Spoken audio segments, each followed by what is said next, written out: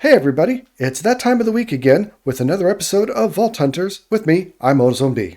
Last time we did a whole bunch more create automation, and I'm afraid that's the theme for today as well. I'm not done making farms. Oh no, there's still plenty to do. Of course, in between episodes, I've been running even more vaults. I've got a big old crate here with all kinds of loot from the vault runs, and we'll get around to opening this in a minute. But for today's big project, I want to make a tree farm and a crop farm. This was one of the suggested farms from the comments early on when I first unlocked Create. And, well, I've just been delaying on getting it done. Largely because I don't know where I'm going to put it. I think it's going to have to be outside because that Create room just isn't big enough for a tree farm. All of these Create things, though, use black opals, so it's time to fortune up a whole bunch more. And there we go, stack and a half, ready to go. I will admit, though, that kind of hurt. They're pretty rare. I didn't have even a stack of those ores, and, well, half of them are gone now. I also fortuned up all of my vault ores, and at one point I had over 3 full stacks. As you can see, I've been a little busy in making up vault crystals. I think, honestly, I don't need to go mining for vault rock anymore. But this recipe has got me a little stymied. Everything else is going pretty easy, but squid. Yeah, that's going to have to be another farm that gets built. I don't want to go out and just kill a whole bunch of squid for that many. No, I need to make a farm for it. So I think that has to also be on the agenda today. Yep, it's a very farm-heavy agenda, it seems like. Now, in the past, I've talked about, redoing the front of the base, and I feel like that's something that's going to have to be done here pretty soon. I'm really kind of stuck on what it should look like, though. Yeah, that's ugly. I had experimented with making windows actually out to the outside, but anyway, I don't really know. So, what would you do? Give me some ideas. I would really like some help and inspiration in this department because, it's not really a strong suit of mine. So this shulker has all of the supplies for my create stuff, and I've got all of the materials made up for these 2 farms that we're going to need. First of all, we've got some saws. That's going to be necessary for the tree farms, and then we've got some harvesters, and that's going to be necessary for the crop farms. I'm not sure I'm going to use the same rotational power from the windmill on both of these farms, as I don't want to put them in here. There's just not enough room. Honestly, I don't know what I'm going to do with the rest of the space, but there's not enough room for a tree farm, and there's not enough room for the crop farm. Instead, I want to put the crop farm up here where the villagers are, and where I've already got my other crops, so I've hollowed out this big space to put the crop farm into. And I've been using this big old field out here to be growing the trees all along, so I think the tree farm needs to go out here too. And I've got this river over here where I'm thinking that the squid farm will be set up. Sadly, squid have very specific spawning requirements, and I can't use one of the spawners down in the dungeons like I had hoped. They've got to be between a certain Y level and in a certain biome, so you really just have to use an existing river. And this big old area should work out pretty well. It's going to require a fair bit of work, though, to make it work. I don't see any way of using any of the mods to help out with the squid farm, so it's just going to have to be a vanilla squid farm. And sadly, I'm going to have to AFK here to make it work. It's just outside of the, what do you call it, animation distance? Not the render distance. I don't remember the name. It's just outside of the spawning distance for squids. And it looks like it's time to fortune up another stack of biniatite. The shafts used in the Create mod use an awful lot. Anyway, here we go. I never get tired of that, though. It kind of hurts when I do it, but it's always so rewarding. And 3.5 stack of bini? Yeah, that's pretty good. And so I've got a big old space already laid out with, way more than enough water, but, I wanted to be safe. There were 2 crop fields here already, and I took those and merged them together and extended it way back. This is a really common design, I think, but I'm basing it on a video from Rage Plays Games, and I'll link that down below. Now what I've got to decide is if I'm going to get my own rotational force here, or I've dug this out and brought it over into the Create room to try to see if I can somehow transfer it from the windmill that's already here. I kind of don't like the idea of running a big old shaft or belt or something across here. I don't have any of the rotational force set up in this wall because I like having this little window here in this little cutout section. So it kind of ends right there. Yeah, I've decided I don't really like the idea, so we're going to go about it a different way. There are other ways to get rotational power, and I don't have to use the windmill. and that way is to use an encased fan over something like a magma block. The encased fan is what I'm using for the bulk blasting and bulk washing station. That's where the fan is blowing across lava or water to perform the action. But if you flip it around so the fan is facing the magma block and then give it a redstone signal, well, then it starts to act like a little motor, and there's some slight rotation. It's not much, 64 stress units, and it's pretty slow. But for the crop farm and the tree farm, this should work just fine for rotating the arm around and getting the stuff done. So that's what I'm going to be doing. So magma in first, fan on top, and then redstone lever. There we go. These 4 blocks here right around the center don't ever actually get harvested. So they could be water sources, or they could be just blocks like they are here. The next part of this is the mechanical bearing. This is what's going to rotate everything around. And on top of that, the radial chassis. And you can see everything is rotating. On this radial chassis, I'll make one side have an arm that sweeps around and does all the harvesting.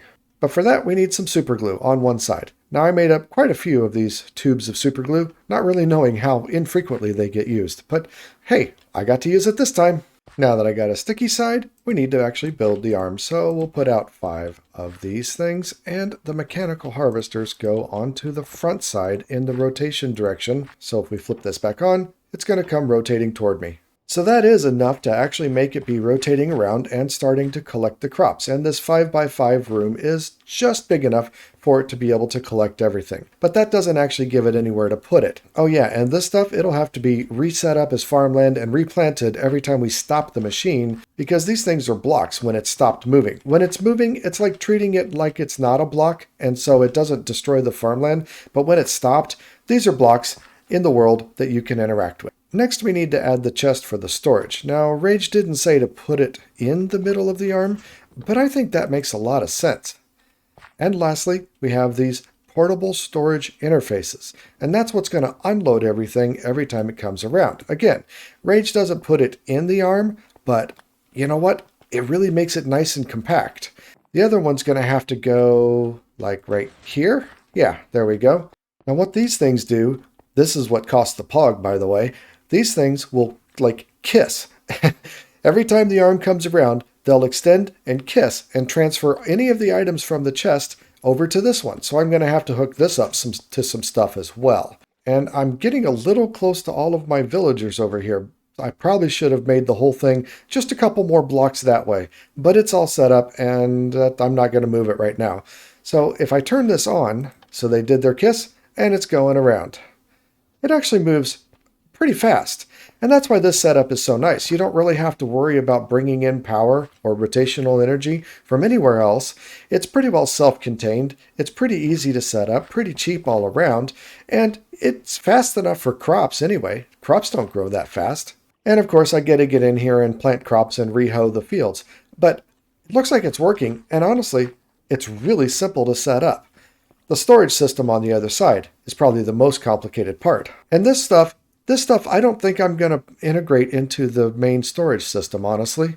I don't want it to get overfilled. Each of these harvesters cost several black opal. I don't remember exactly how many, 4 I think.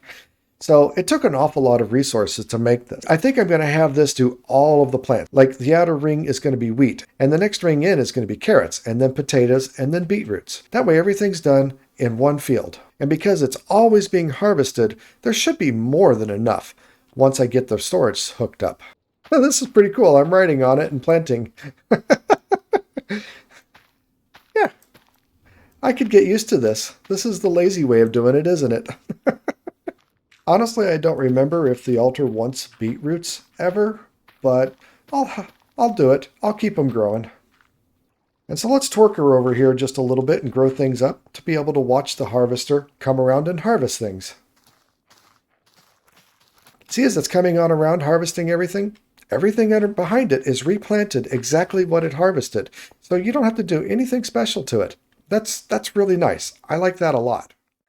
All right, so I've not been real happy about this storage situation. I think the better thing to do, actually, is to go back here and use this area back here as a way to unload, to give it enough room. I feel like over here, it's really impeding on the villager area. It's getting to be too close, and I want this to have a better storage than just a chest. Now, I mean, it's been working and making some good stuff. I've been a little unwilling to hook it up to the refined storage system, but I think with just better usage of importers and exporters, I think I can make it work. So let me dig some stuff out and get it set up, and I'll come back to you guys. Since this tunnel here is something that I've used to run cables through in the past, it's pretty easy to get this all connected up to the refined storage system. Now, I want some overflow protection. I've been having problems with things filling up my refined storage disks when I thought they were going into drawers. The drawers will get full and I don't really know it, and it's really kind of hard to figure out when that is happening. So in order to set up some protections, I really want to have several composters up here, maybe a lot more than that, with detectors and exporters so that any excess will go through the composters instead of into the refined storage system. So, say I want 10,000 carrots, then I'll set up a cable here and any excess carrots will go through here, as well as all the seeds that I'm generating from all of this stuff too. Now additionally, this thing seems to be well able to turn even a little bit more. So if I put a couple more radial chassis on here, I feel like I can have an extra arm running around. In the rest of this area here, I think some nether warts would be a good thing to try to grow as well. So with this setup like this, let me see if this will turn. Yes, it does. Yes, it does. And with my handy dandy goggles on, I can see that it's really not using any more stress units. It's still using only 16 stress units. So I can layer up these farms and have multiple layers. I think netherwort would be another really good one to have here. And maybe I can even add more on top of it as time goes by. But now that I've got 2 layers, I should be able to hook up this hopper on this top layer and have a little bit more room to move so that they meet up and kiss in the middle. All right, so now when it comes around, they should meet up and kiss, and we're getting all of the stuff into the box. So this is working great. I got a little bit more room back here. I don't feel constrained with all of my villagers and feel like it's intruding on the space, so this is all good. And I've got access to the refined storage cables somewhere deep down below, so I can get there. So I think this is going to work a lot better. And I've got another farm. So now I've got to do some replanting because, yeah, every time you stop it, you lose all the crops. But, it's a minor problem. So let me get some things hooked up and I'll come back. Well, that's kind of weird. Chutes don't work into composters. I didn't expect that, but it's not that big of a deal. And chutes also do not work out of composters, apparently. So if I do that, yeah, now the bone meal is out and over here. All right, well, no chutes. No chutes for you.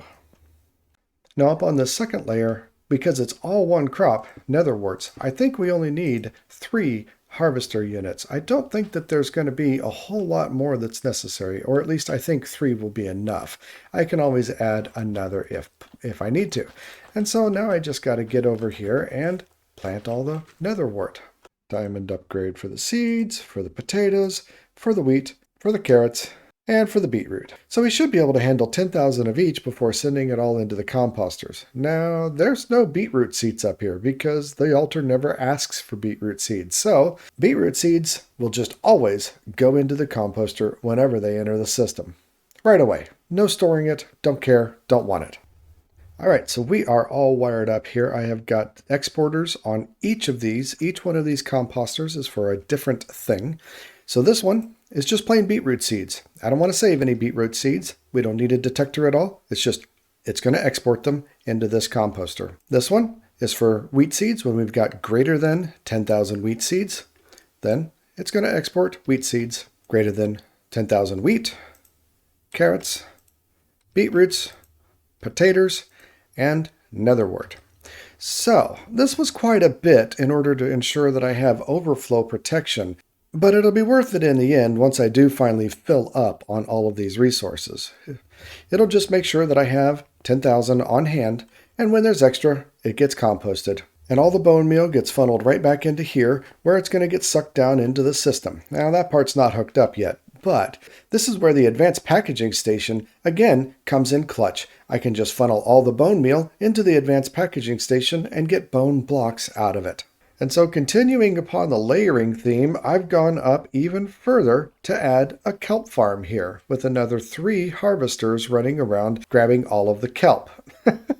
And this added a lot of issues. This caused a lot of problems. I also find it really weird and interesting that there's no chest up here, but because it is all one contraption, anything harvested by these harvesters on this level and on the middle level are both stored in this chest here and transferred out. So it doesn't really matter where the chest is on the contraption, just as long as there is one. But anyway, back to the problems. Because while it is a contraption, it's not really a block, and Minecraft treats it like it's not a block. And so you see the water flowing down there? Yeah, the water in the middle is flowing down through the middle of this where all of the radial chassis are, because while it's a contraption, it's not really a block and it's letting the water flow on through. So I had to do some special weirdness in the middle here, removing those stone blocks and creating little holes so the water can flow down safely into it.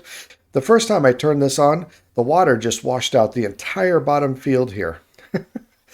I probably would have been better off taking the kelp farm and putting it below instead of on top, but oh well, these are the things that we learn as we go along.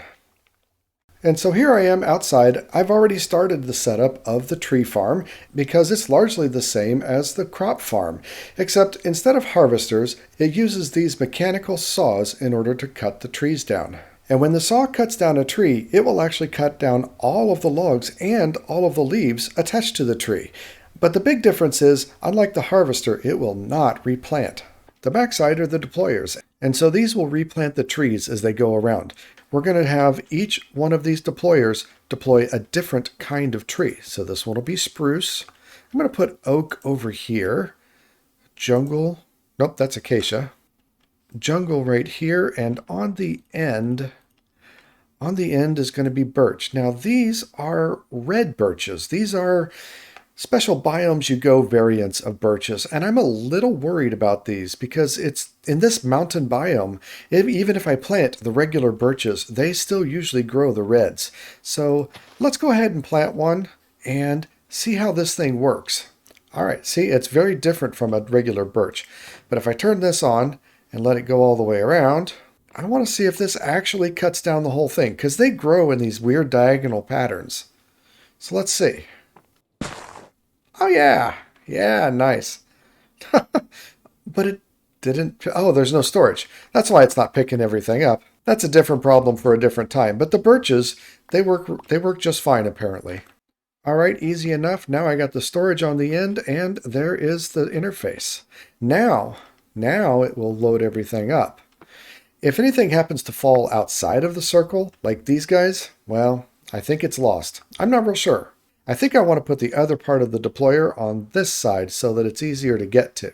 All right, let's grow another tree and try it again.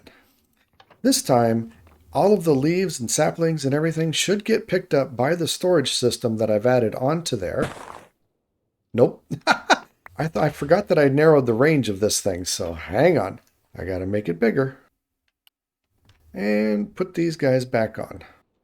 All right, attempt number 3. Let's see it. Yeah, and now it's got some saplings to try to plant as it goes along. So you see the deployer in action.